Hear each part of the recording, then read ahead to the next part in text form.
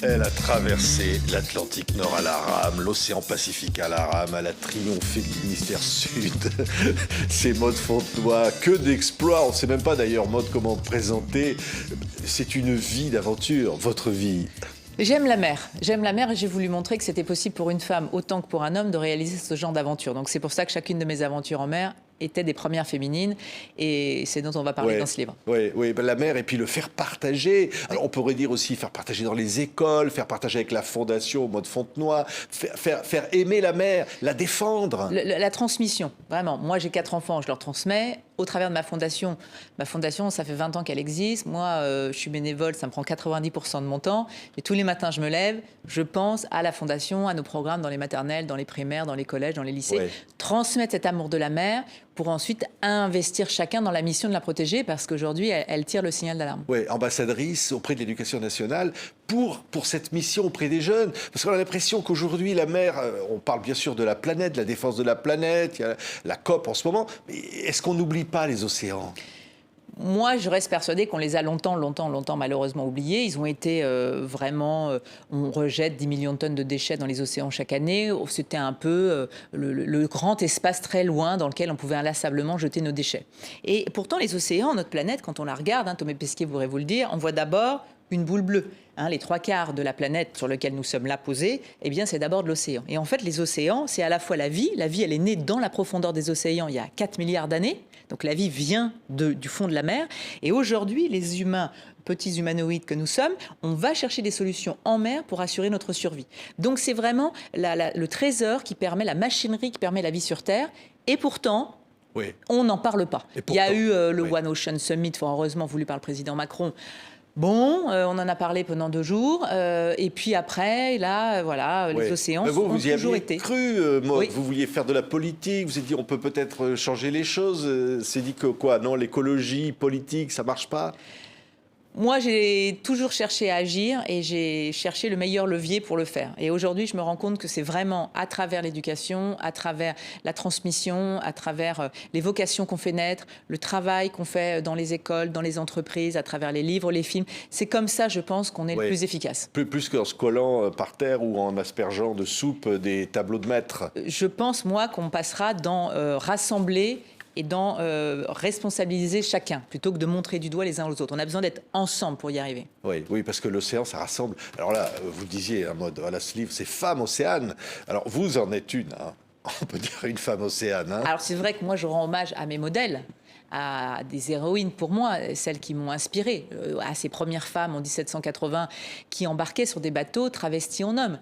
Il faut quand même s'imaginer que ces femmes, par leur passion, là qui suivait en l'occurrence la Jeanne Barret, un naturaliste, qui va cacher sa féminité, qui va s'habiller en homme pour être acceptée sur les bateaux, pour partir sur l'expédition Bougainville, pour partir à la conquête de l'océan qu'elles adorent.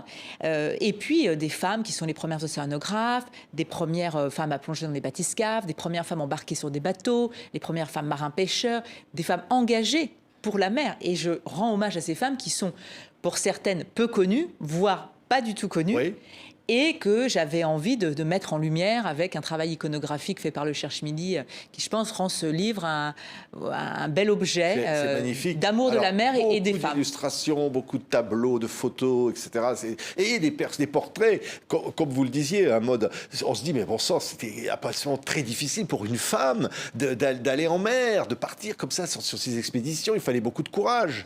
C'est des femmes qui ont en commun le goût de la mer, le goût de l'aventure, le goût de la navigation, un petit peu de transiger un peu.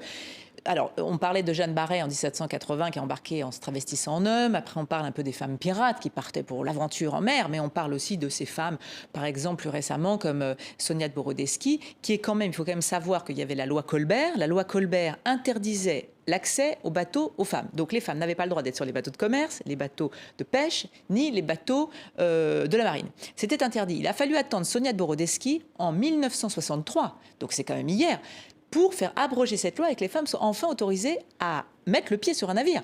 Pendant longtemps, ça a été les femmes portent malheur sur les bateaux, ça a été la mythologie qui disait aller de Caraïbes en Scylla. Vous savez, c'est ces anciennes déesses qui ont en fait été punies par les dieux pour leur travers féminin. Et pour se venger, elles engloutissaient les bateaux. Donc la féminité et la mer n'allaient pas vraiment ensemble. Et pourtant, on se rend compte aujourd'hui, à travers le portrait de ces femmes, que les océans les attirent pour leur force, parce que l'océan, elles aiment partir dans cette aventure, presque cette virilité de l'océan, vivre au contact de la mer. Et puis, elles racontent, je pense à Rachel Carson qui raconte la mer qui nous entoure, la vie née dans la profondeur des océans, comment préserver les baleines, les dauphins, comment aimer cette mer. Sylvia Earle qui va plonger dans les profondeurs. Et finalement, j'ai trouvé qu'à travers ces recherches, la femme et la mer sont vraiment intrinsèquement liées, parce que la femme a ce dualité de personnalité entre une grande force et une grande sensibilité, et puis qu'elle se sente investie par cette mission de préserver le berceau de l'humanité. Et aujourd'hui, je pense qu'il faut vraiment compter sur les femmes, et elle nous le montre à travers l'histoire, et il y en a des femmes plus contemporaines, pour prendre à bras-le-corps ce sujet, et vous l'avez introduit notre discussion par ça.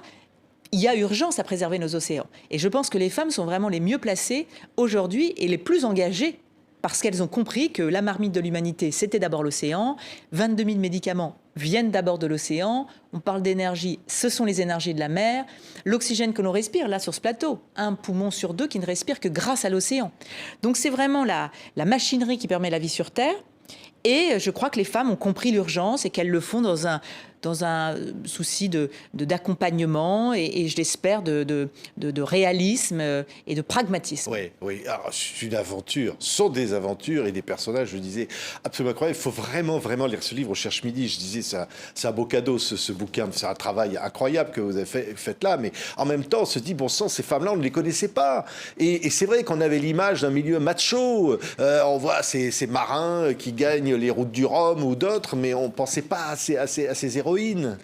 Alors, c'est vrai qu'il y a quand même, il faut le dire, il y a beaucoup d'entre elles, qui se font passer pour des hommes. Après, d'autres qui racontent quand même, et je pense à Louise Boyd, qui est la première femme à être partie en Antarctique, partie en Arctique, et qui revient, qui a des interviews, parce qu'elle a beaucoup d'argent, tout ça, et puis qui dit, mais attendez, moi j'en ai assez qu'on me demande si je me repoudre le nez quand je suis en mer, si j'en ai assez qu'on me demande si je mets des pantalons à la place des jupes quand je suis sur mon bateau, enfin bon. Et puis des femmes plus récentes, je pense à Asha De Vos, qui est au Sri Lanka, qui dit, je souffre de misogynie tous les jours pour le combat qui est le mien pour les baleines. Donc ça reste quand même présent quand même. Alors il y a à la fois les bateaux qui sont she dans la langue anglaise, le bateau est féminin. Il y a à la fois la proue des bateaux qui est une femme et qui essaye d'amadouer le dieu de l'océan pour laisser en paix le navire. Puis il y a à la fois la femme sur le bateau quand même, on s'en méfie un petit peu.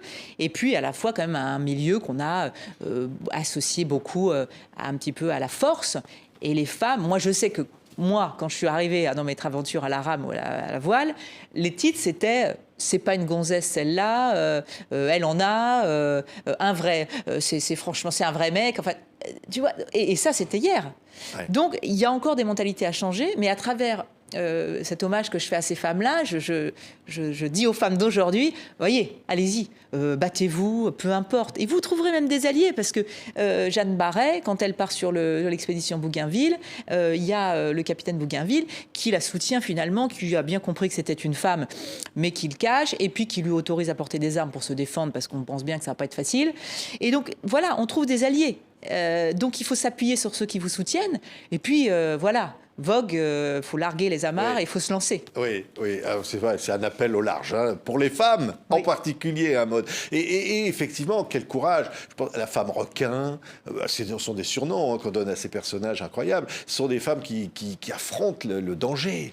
Alors c'est vrai qu'il y a aussi toutes ces femmes plus contemporaines qui vont au combat de la préservation et donc de la biodiversité. Donc il y a Jenny Clark qui s'est battue toute sa vie pour préserver les requins et qui dit si un jour vous retournez dans l'océan et que vous ne voyez pas de requins, c'est là où vous devez vous inquiéter. Parce que l'océan a besoin des requins pour assurer son équilibre et que c'est le requin qui permet justement de contrôler.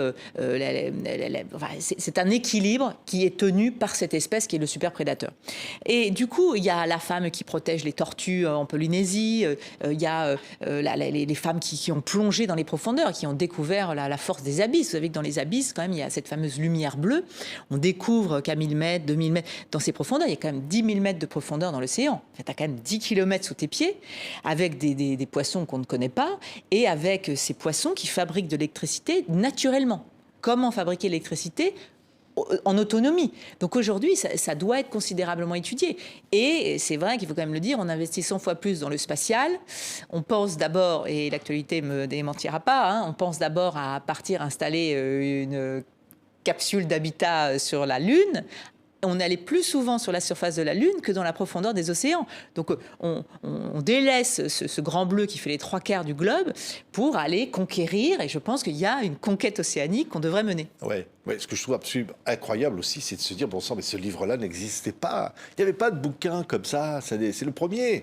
C'est vrai que de raconter ces femmes à travers l'histoire, et toutes ces femmes oubliées, l'évolution du lien et des femmes avec la mer, était pour moi important. Et vraiment, avec le Cherche Midi, on a essayé vraiment de faire quelque chose de sympathique, qu'on a fait à 24 € parce que je me suis battue pour que ça soit pas cher, pour que ça soit vraiment accessible à tout le monde. Oui, oui. Et moi, je pense, l'introduction, c'est vous, hein, Maude, qui racontez comment vous avez découvert ça aussi, et comment, au fond, ce monde, y compris, vous dites d'ailleurs, cette attirance pour une sorte de virilité des océans, vous attirez.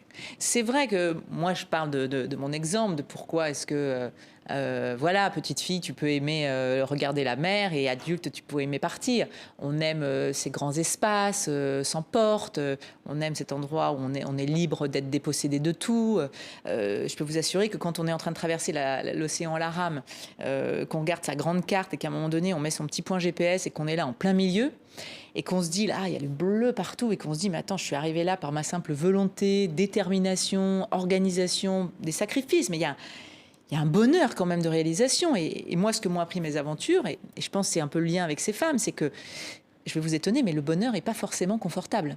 C'est-à-dire qu'il y a un bonheur incroyable dans le dépassement, dans un certain inconfort. Elles ont toutes le mal de mer pour la plupart, les difficultés de vie sur les navires, enfin, les peintres de marine, Anne Smith dont je parle, qui racontent que c'est quand même pas si simple d'être embarqué sur un bateau et d'essayer de faire en plus une toile, enfin, et que finalement il y a un plaisir et qu'on se révèle face aux obstacles. Enfin, moi, c'est ce que j'ai cherché, cette force qu'il fait naître en toi, et c'est pour ça que j'ai ce lien avec la mer, je pense, vraiment verrouillé. Hein.